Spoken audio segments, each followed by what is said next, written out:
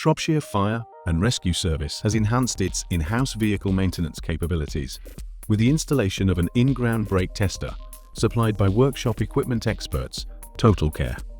Totalkare's in-ground brake tester is designed to deliver fast, accurate brake test results across a range of vehicles and axle weights, making it ideal for heavy-duty use in fleet and emergency service environments.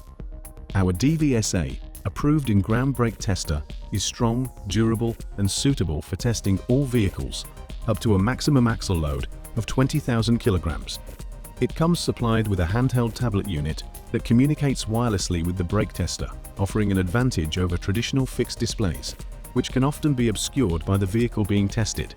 The investment is part of Shropshire Fire and Rescue Service's ongoing commitment to ensuring their vehicles remain in top condition and ready to respond when needed.